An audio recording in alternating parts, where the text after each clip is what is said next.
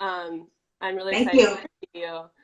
And so yeah, we'll talk like just generally about pole and like some topics, and we'll start out with just like a little bit about yourself, like say your name, your full name, how you pronounce it the right way, and your age, how you got into pole, Mhm. go from there. Okay, so my name is Joana Silva. That's how you pronounce it in Portuguese. Joana Silva. I'm 38 years old. I'm from Portugal, and I started pole dancing thanks to the striptease movie from 1996 with Demi Moore. I What was was that 50. called? Striptease. It's called striptease. I Yes, don't I don't I'm not even sure if I've you seen it. can Google it. Okay, striptease. So Demi Moore plays the role of a stripper that struggles with life and works in a striptease to provide shelter and food to her daughter, I think. Mm-hmm. And there is a scene in the movie where she's performing on the stage on the strip club. And I was 15 years old when I saw that movie. And that image was in my head for a long, long time because the way she danced and how she was so powerful kept with me that image for a long time.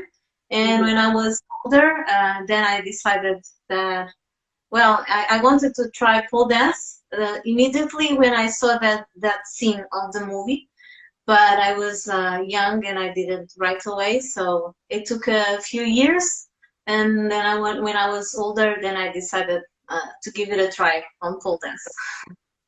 That's how I Oh yeah. started. Oh. I don't hear that much. Like actually, like I usually yeah, like YouTube videos or like an actual pole performance, but that I guess that kind of makes sense. Like you see a movie and it's like you said it's Demi Moore, right? Tell me more. Yes, and Oh she gosh. looks like a bomb. Yeah. Um She's perfect body. how old were you when you took your did you take a class then the first time you tried No, it? because it wasn't immediately because I was 15 years old. And there Okay. wasn't any pole schools in Portugal. It was later when I was, I think, 20 something, that I decided to try pole dance. There was only one school in Portugal, in Hmm. Lisbon, where I live, and that's when I started. Yeah. Okay. And what did you think? Was it like what you had imagined or? Well, yeah, it was love at first sight. That's what I felt because I used to do other things, other dance styles and gymnastic also. Hmm. And when I tried pole dance, for me it was the perfect fusion of two things that I already liked a lot, which was the acrobatic stuff that I because I did gymnastics before, so I already had that in my DNA. I really like it, and also the dance. So pole dance is the perfect fusion of those two things that I really like, dance and acrobatics. Yeah. That's why it was love at first sight, and I kind of dropped everything that I was doing because in just one physical activity, let's say like that, I could combine everything that I like to do.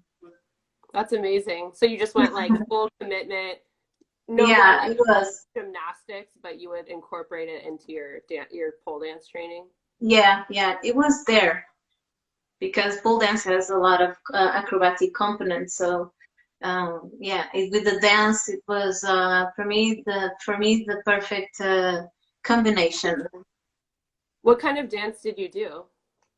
So before I did all the street dance styles, break dance, hip hop, Oh, new style, popping, locking, house dance, wow. all the street dance styles. I tried everything That's amazing. except salsa and tango, dances that you dance with a pair. I think that's the only one that I didn't try yet, but eventually one day. Yeah. I think a lot of people would be envious that you had that. That combination is like the perfect combination to enter pole with, like gymnastics and Yes, I mean, any kind of background helps a lot when you do another activity, even if it's not pole dance. If you want to try to dance, I don't know, tango, for example, if you already dance another thing, it will help you, of course, because you already have body knowledge, musicality. It helps. Everything is just body language. Everything is related and connected. So if you have a background, it makes the path easier. The process is easier. But Mhm. usually I think that people think that, oh, because you did gymnastics before and you did dance before, life is easier for you. But that's not quite real, because for example, I did 6 years of training gymnasts, so I had to work a lot before. It was an easy life, and I did competition, so I had to train a lot. So now when I do pole dance, of course I have that background, but my life is not easy, let's say like that, because I did gymnastics. I had to work the same years that probably someone that never did pole dance or gymnastics had to work or train. It's just a matter of timing. I already had those years on my back, let's say like that. How would you say that your style developed? Well, you know, my style, I don't think that it developed. What took me a while was to find my own style on pole dance. Because when I started, there was an Instagram or Facebook to give you different inputs. There was only a few videos on YouTube that I used to see. Back in the days, pole dance was very ballet style and gymnic, so straight lines, pointed toes, and I go along with it, with that style. But I didn't feel that it was my style. So actually, it took me a little bit to understand what was my style in pole dance. And when I finally understood what was my style, I was true. I just kept going, doing my style. So I don't think that is kind of developed. What took a little bit longer was to find my style, Yeah. my place in pole dance. Yeah. How did you find it? Like, was it through freestyling? Was it more dancing in like, in your own thoughts than in class Yeah. stuff? What made me find my style was actually listen to me, to follow my intuition, to find and be respectful to my own likes and dislikes. And on that moment, when I finally listen, well, Joanna, you really like to do breakdance, you really like to do hip hop. Why not combine those styles that you already like with pole dance? That's when everything makes sense to me. That was the big change. Um, and basically, I only had to listen myself and follow my intuition and stop trying to look like the videos I was watching. Yeah. So be faithful to my own likes and my own beliefs. Yeah. That makes a difference. I think that can be hard for a lot of people. Like, a lot of pole dancers want to be told what to do, and like, Mhm. it is a very different time than it was years ago before Instagram. And you think like there's Mhm. like pre styles that I have to follow. And sometimes I think the coolest ones are like, obviously original dancing, like things you've never seen before. And it's usually people that are just dancing how they feel, like what's true to them. And for you, that was like break dancing and like pop style, right? Or like popping. Yeah. Yeah, I think that well, back in the days was difficult because we didn't have a lot of reference, but nowadays, I don't know, I think it's also difficult because there is so much information. You kind of, you possibly you can get lost in so many information, so many different styles, and then you want a little bit of this one and a little bit of this one, and you can get, disperse, and your focus is not there. So everything has good and bad, and yes, I think that today is also difficult. But my advice is go with what feels good to you. If you like ballet, and you can combine ballet and ballet kind of movement with pole dance. If you like break dance, well, why not mix break dance and pole? Just go with what feels good for you. At least it works for me. Yeah, cool.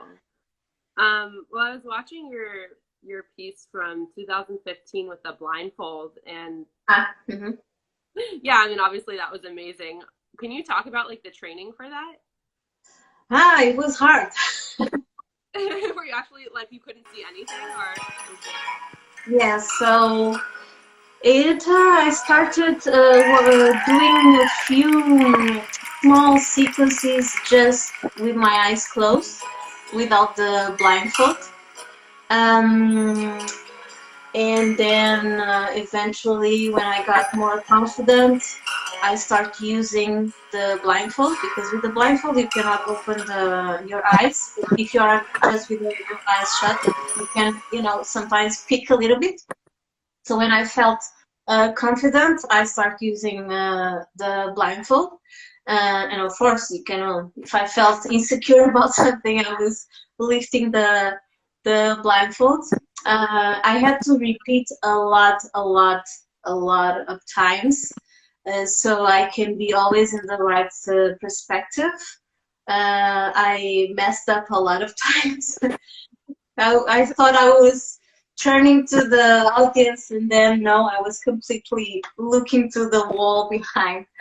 So it was a long process, but it was a really, really interesting experience, because what I wanted to say or share with that concept was that when I dance, um, I feel connected with the feeling, and I thought that sometimes our vision distracts us from what we are feeling. Usually, when when you want to feel more, you tend to close your eyes and take it in.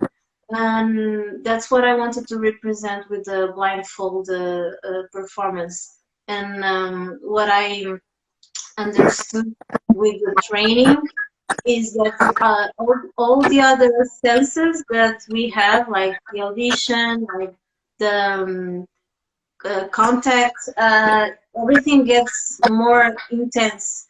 And when I was performing on the stage, I could hear everything. I could hear people talking on the audience at the same time I was performing. Everything gets a lot more intense. It's really interesting.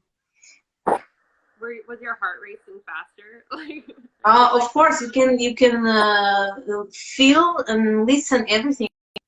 Your heart beating, of course.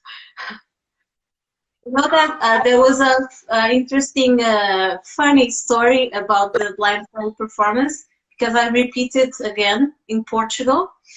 And what happened in the middle of the performance was my outfit moved, and my nipple decided to do its own show. Yes, it was a nightmare. My biggest nightmare happened in the stage. My nipple decided to show off, and there was someone back on the backstage that screamed, "Joanna, your outfit, something." No, the person didn't say my name. It just did say, "Your outfit, something is wrong with your outfit." And I kept going. I'm performing and listening to the music, and I'm blindfold. I had so many things think about and be worried about, that I listened, but I didn't immediately react. But then the person again on the backstage said my name, Joanna, your outfit. And then I realized, damn it, there's something wrong with my outfit. And I tried to, fix it. But that's the proof that I really don't see anything when I was blindfolded. Because I didn't realize, and my boob was dancing naked on the stage. Was this like a big performance?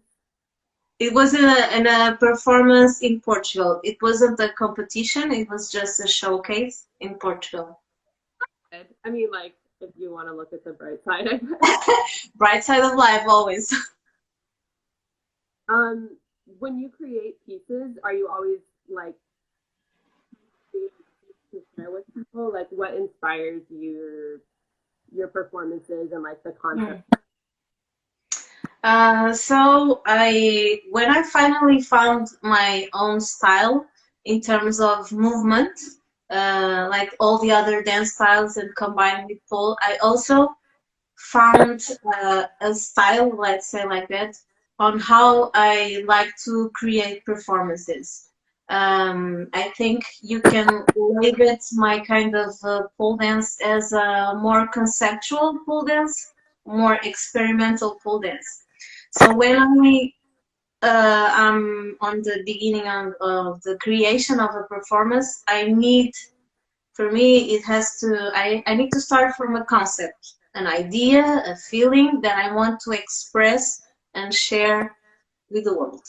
Um, that's my beginning, my start. It all starts with a concept that I want to share, and usually they are related with something that happens in my life, something that I am connected and that is true to me, that I want to share with everyone. That's beautiful.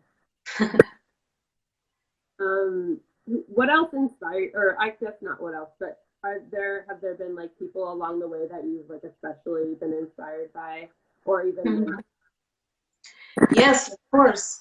Not only in my pole dance career, but way before that. Like I said, I started with acrobatic gymnastic. My coach is still a big inspiration for me. He has been he taught me a lot.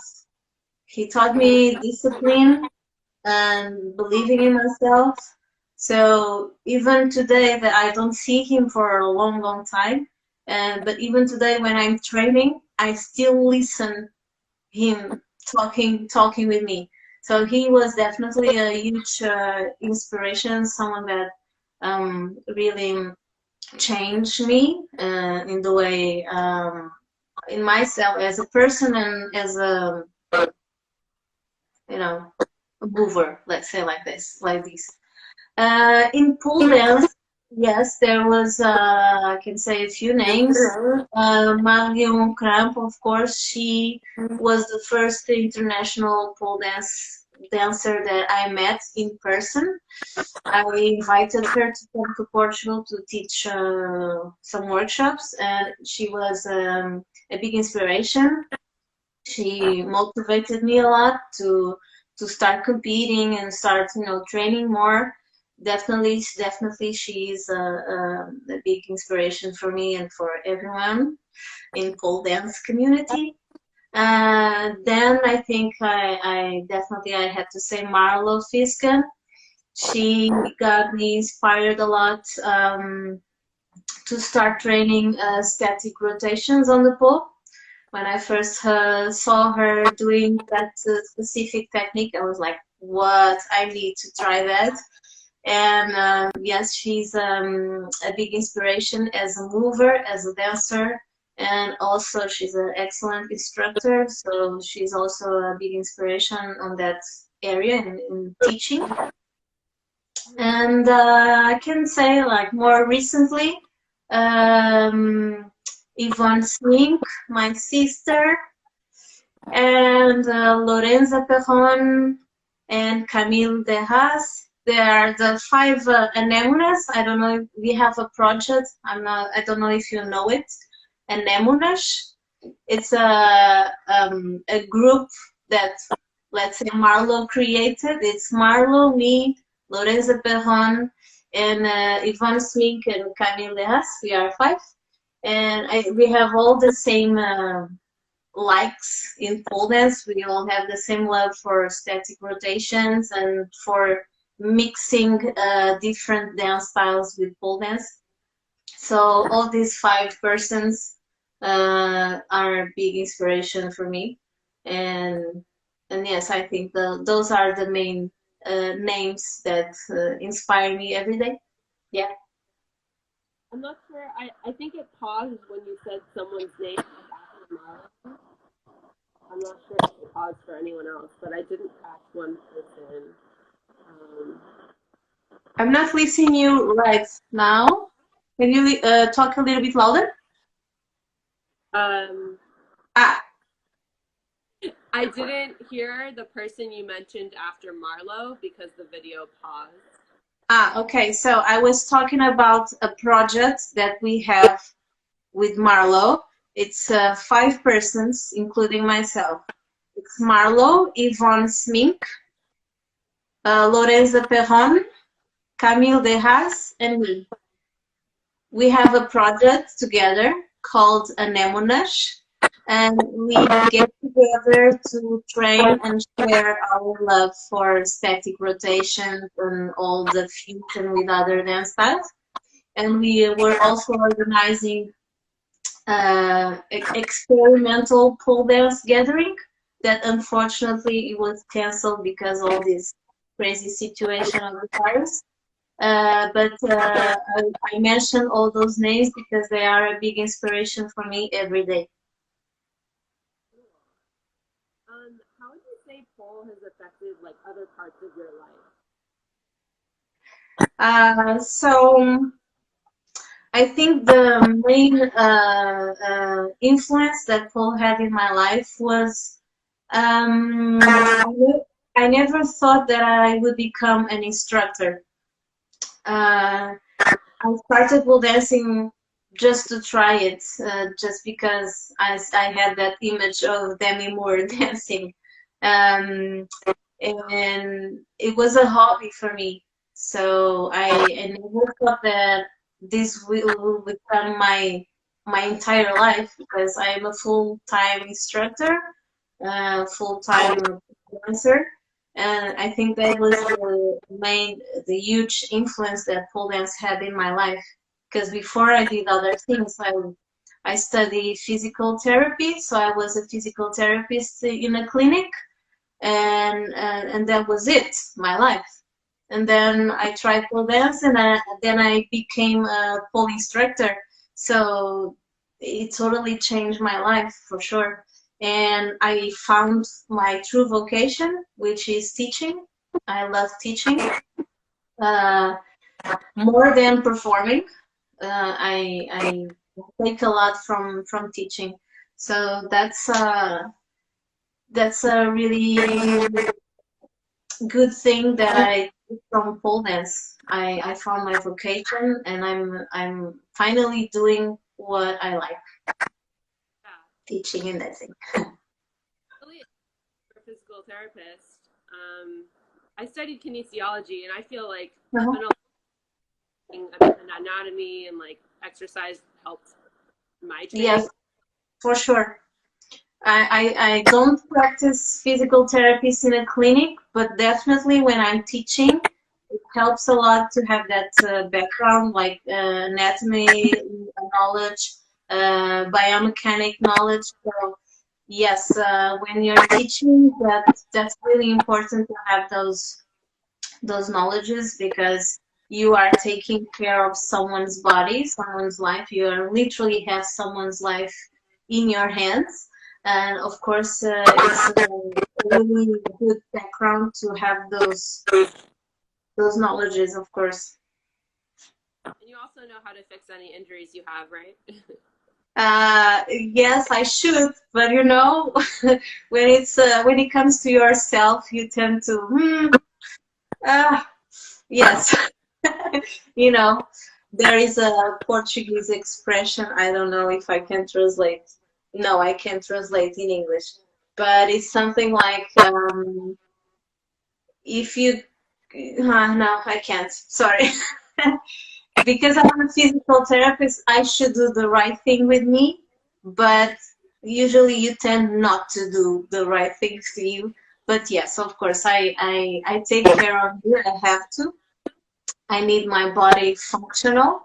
And yes, times I take care of me, but also we tend not to hear what our body is saying. And sometimes our body is saying, ah, Joanna, you should calm down and rest a little bit more. And we tend to not listen because you like to move too much. An English version of that. What is like?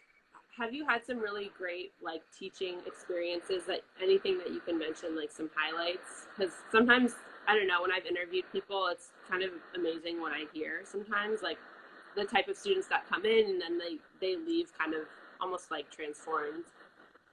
Do you have anything that you can talk about?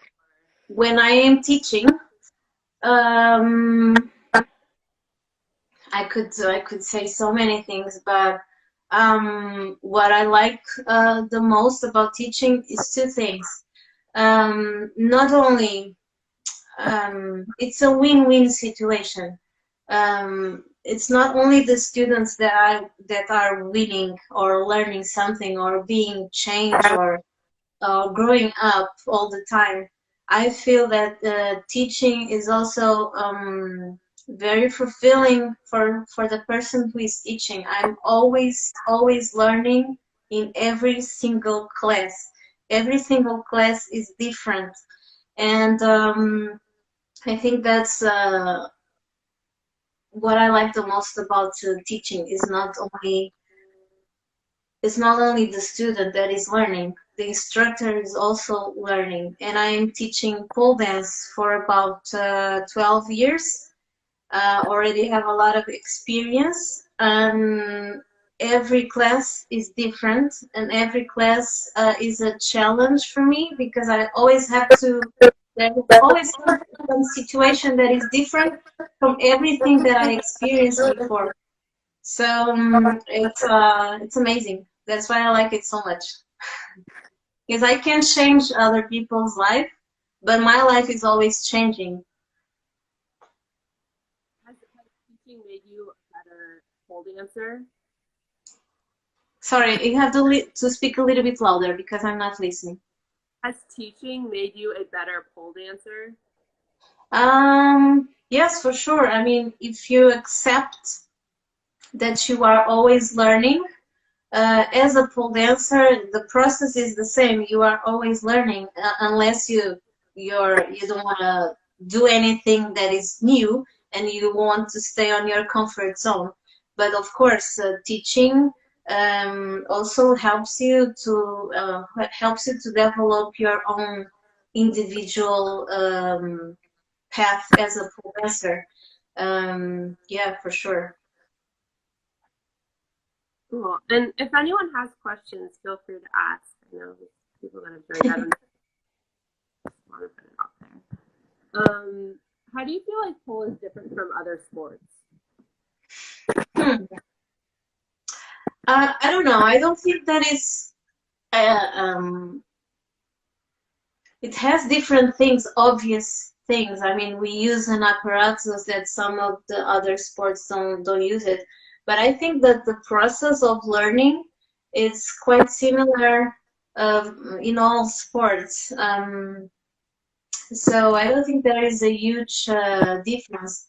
When you are learning something and you are in the process of l- doing a sport activity or learn a dance or learn a aerial dance, I think the process is the same in every kind of sport. Mm-hmm. Okay. What do you feel are your biggest strengths as a pole dancer? Well, I think not only as a pole dancer, I think the bringing out the best of me as a person and as a pole dancer. So I'm always trying to be a better version of myself as a person and as a pole dancer, and also bringing out the best of other persons, as all my students, my friends, my family. I am the kind of person, the annoying person that is always, you should do this, you should do that, don't eat that, do more exercises. Yes, I am that kind of annoying person that is always trying to advise everyone around me, so they can be better for themselves. And I think that's my strength, I think, bringing out the best of everyone. Yeah. I said that's your coaching style. Yeah, for sure. Has your family and like when you first got into pole, I mean, it was a while ago, like were Mhm. they thinking of it at the time and has that changed or were they Uh, well, at the beginning, when I said to my mother and my father, they were like, "Huh, well, Joanna, you try everything." Now told them. But then when they first saw me dancing on the pole, they changed. My mother became my number one fan, and my father also, he likes it. So yes, at the beginning they were a little bit. Actually, there was a funny story when I started, because I was seeing a lot of YouTube videos, the ones that exist on YouTube, and I used to use the computer, the family computer, and you know the story, the story. And my parents started. My mother was really worried. What are you seeing? Are you dancing in a street club or something like that? She thought that I was dancing on a street club, and then I said, "No, mom, I'm just training pole dance and I'm watching videos to learn something." But yeah, they change the way they see it when they saw me dancing for the first time. when they saw you dancing for the first time, was it like a casual video? Like how did they see you? No, it was on a showcase. It Oh, was on a showcase. Yes, I was organizing at the time a national showcase with a lot of different schools from Portugal. So all schools were involved.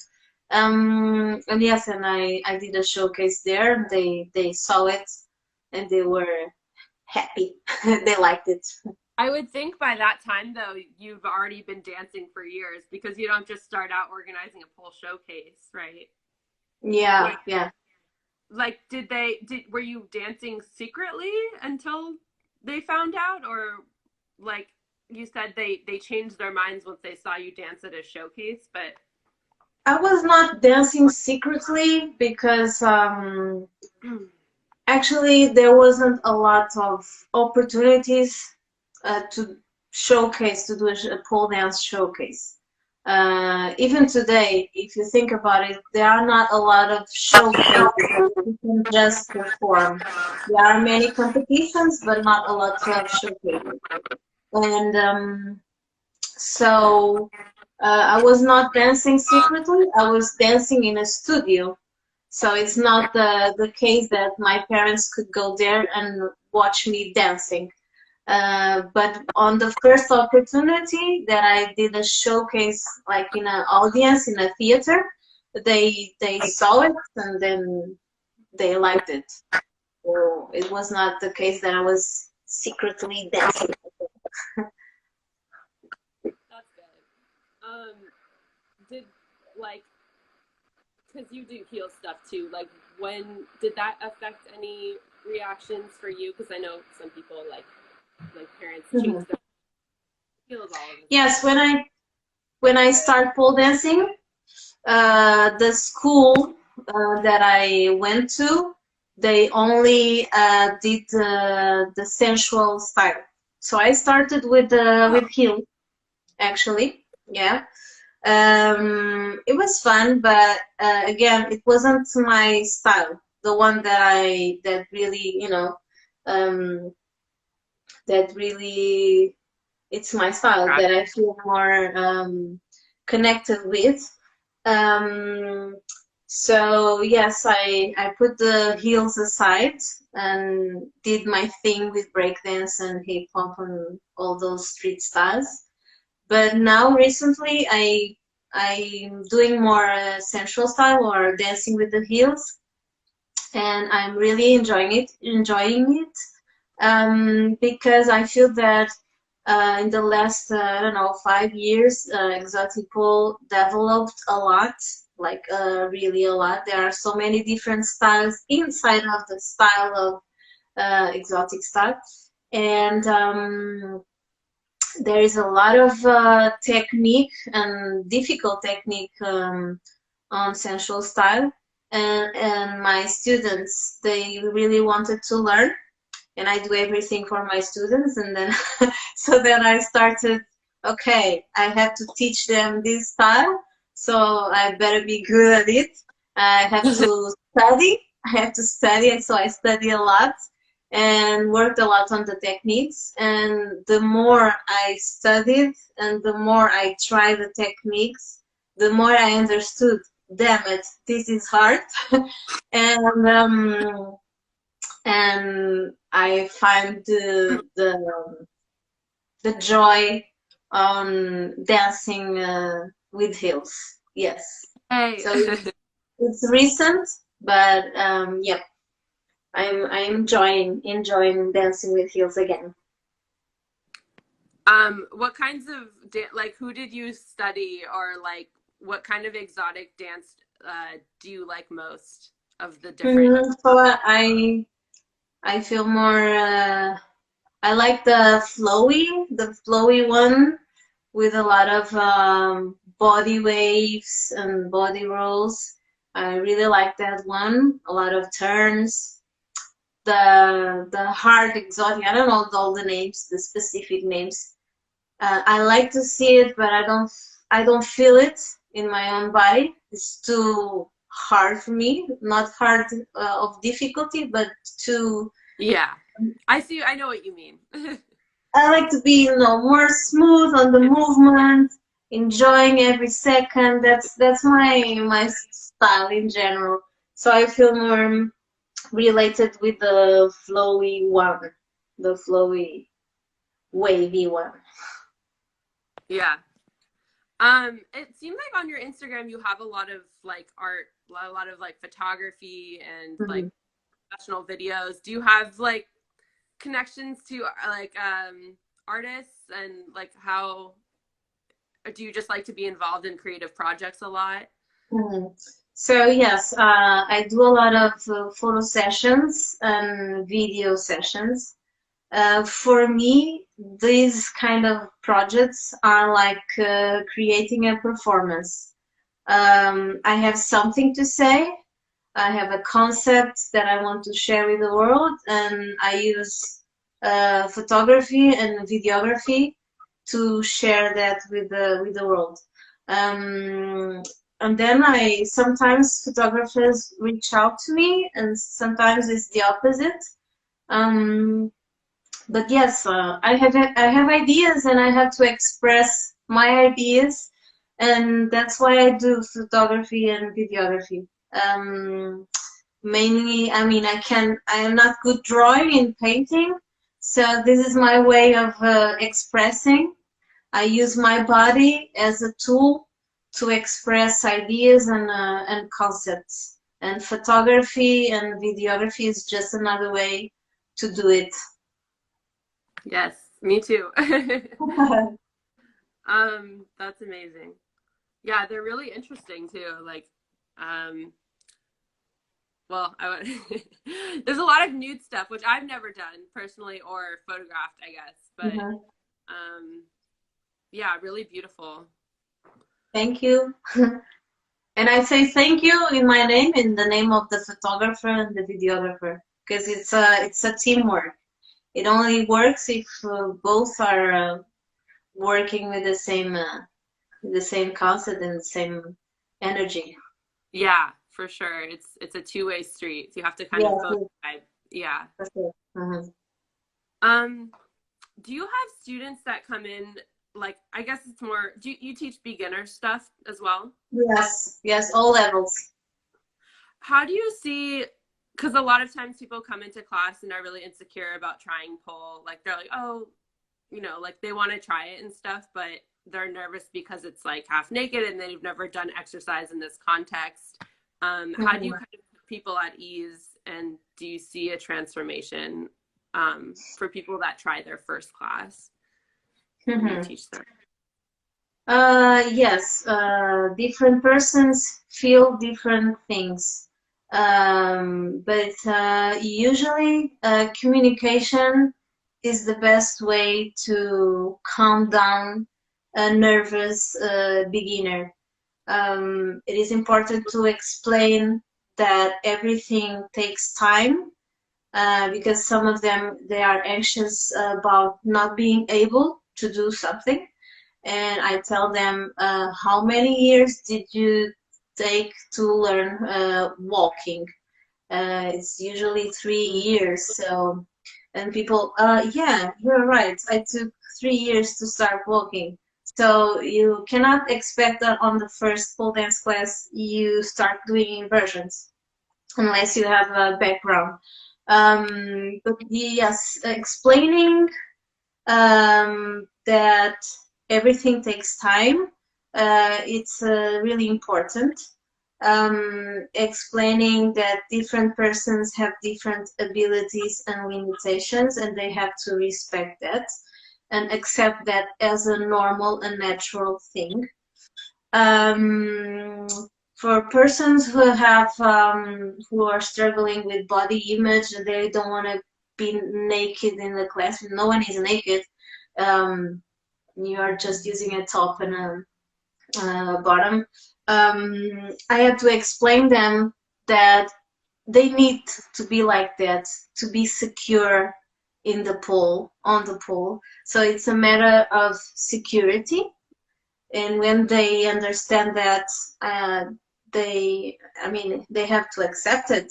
They want to be secure. They don't want to get injured. So but also it also depends on how the instructor has the levels organized. For example, for me on level 1, beginners level, my students don't climb on the pole. They just learn how to dance and do some turns, do some floor work, so they don't even need to take off the clothes. They are with leggings and t-shirts, so I kind of put away that problem on the level 1. But that depends from instructor, from different instructors.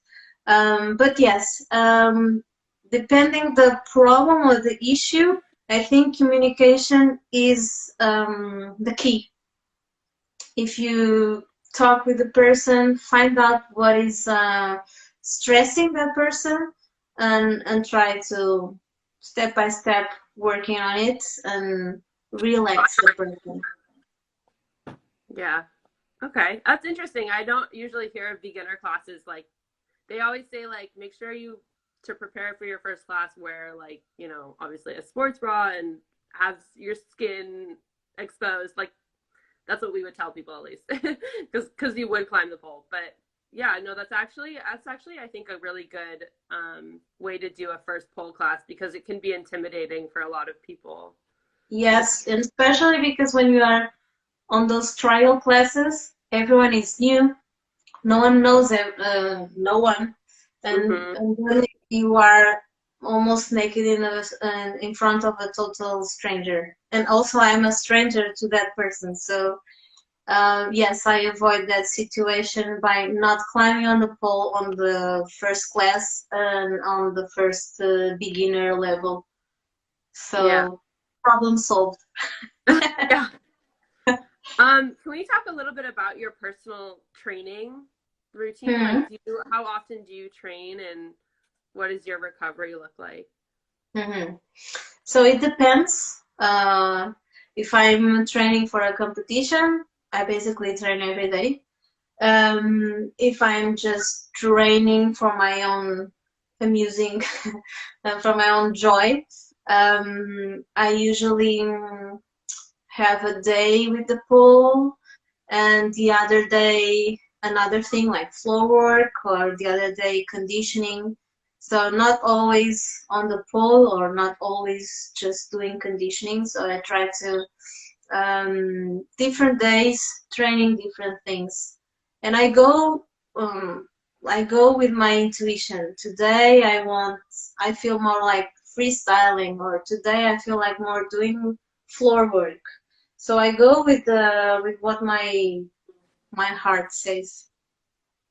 Yeah. But a competition training competition is different. I just have to do this, and I will do this. Do you prefer to not be competition training? I actually I'm not a competitive person. Competition is just the platform that I use to show what I'm working on and the concept that I'm working on. So I don't compete because I want to be the best pole dancer in the world. It's not for the prize money for sure, Yeah. but it's because there are not a lot of showcases. It's the platform that I can, use to show what I'm creating. Um, so I only compete when I really have something that I feel that I want to share. Um, so I competed just once last year, and then I was a year without competing, and then I did another competition 2 years ago. So I just compete when I have something that I really like that I want to share. So I'm not a very competitive person. So I'm not training for competition all the time. It's just once in a while. And Yeah. actually, I take a lot of time on creating a piece. My last performance took me uh, almost 8 months creating my performance. Wow. You know, experimenting, trying new things. Most of them don't work, and then eventually there is one thing that, ooh, interesting. Let's keep this one. Yes, my way of creating is very slow because, like I said, my type of pole dance is more conceptual. So I start from the concept, and then I have to find movements that express the concept that I'm working on. So it's not like picking just tricks to do Hmm. for a performance. It's not like, ooh, I like to do Allegro or Jade. It looks cool. No, it's the opposite. It takes longer because you have to explore movement. And like I said before, most of them they don't work for what you want to say. And eventually, sometimes something works, and then you have to keep the one and then start all over again. So it Yeah. takes longer. I would imagine that makes your pieces very meaningful to you. For sure. Yes. That's my way of working, not only as a performer, but as a instructor. Everything has to have a meaning for me. I cannot just do it for whatever. I cannot just do it for the money. I just cannot do it for having good photos in the end. No, it has to say something to me. Um, that's how I like to do everything in general in my life. Yeah. I'm sure that's what inspires you to move and like the reason you get up to For move. sure. It wouldn't Yes, be for sure. otherwise. That's amazing. Okay. Cool. Well, I think we can end it there. Unless you have anything else you want to share with people or if there's any questions. Yeah. Do you have anything else you'd like to share? I said a lot, but there is a sentence that I usually it's with me for a long time. Um, that the expression is this: a strong seed grows everywhere, and this is a sentence that it has a lot of meanings. For me, the meaning is one. For you, can be different. Um, but it is a strong sentence for me. So a strong seed grows everywhere. Oh, that's it. Okay. I thought it was gonna do it. Okay, I'm gonna think about that. Strong seed grows everywhere. Okay. Cool. Well, thank you so much for your time. It was really nice to meet you.